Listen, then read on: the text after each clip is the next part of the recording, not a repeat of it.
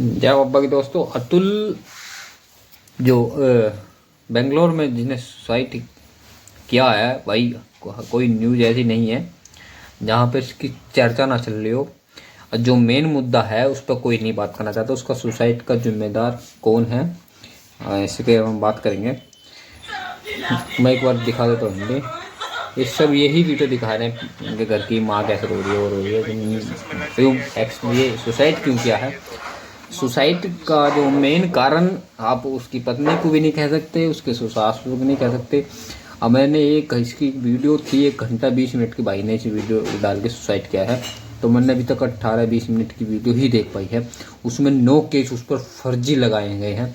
इसका जो मुख्य जो दोषी है वो फर्जी केस दर्ज होना है। फर्जी केस दर्ज होना, तो उन्हें एक एक केस के बारे में बताया। सबसे ज़्यादा वो परेशान किस चीज़ पर था मैं बताता हूँ। उस पर 9 केस थे। एक मुझे तो इतनी जानकारी नहीं है, उसने एक फास्ट ट्रैक बताया था। फास्ट ट्रैक यानी कि कोई भी केस 1 साल के अंदर या जल्दी करने के लिए फास्ट ट्रैक लगाता है शायद।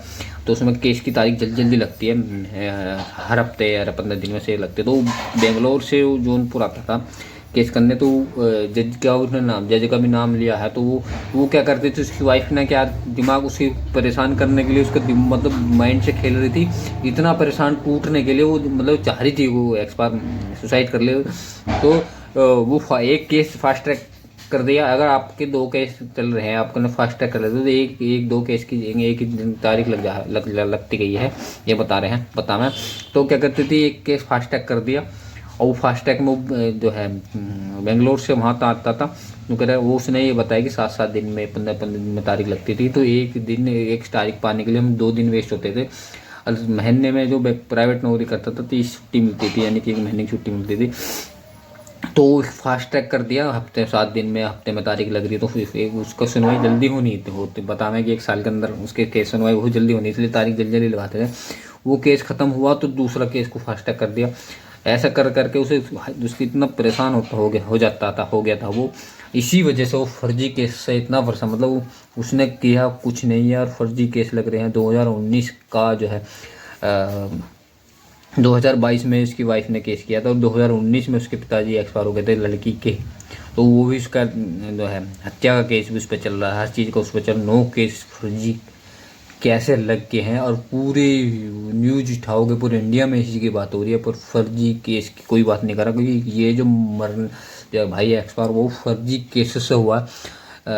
तो इसका मुख्य कारण कानून व्यवस्था है। अगर वहाँ की जज कानून व्यवस्था चाहती थी भाई एक पक्ष का ना लेकर, अगर वो कानून व्यवस्था चाहती तो ये एक्सपायर नहीं होता। 9 केस बिना कोई सबूत के कैसे लगा दिए, और वही बेंगलोर से जौनपुर आना और भाई उसके पैसे खर्च होने और कोई सुनवाई नहीं होनी। कई साल 2 साल 2.5 साल धक्के खा लिए तारीख पे जाते जाते, भाई वो क्या करे।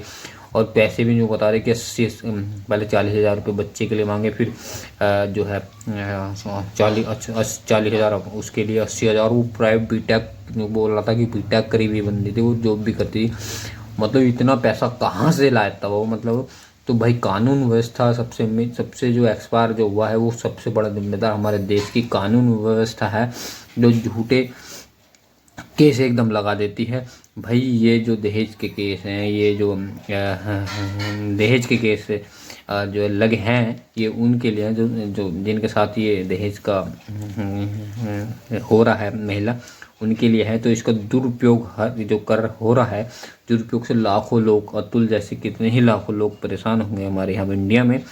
और डरते हैं जब शादी हो जाती है, डरते हैं कि भाई झूठा केस न लग जाए, धमकी यही आती है।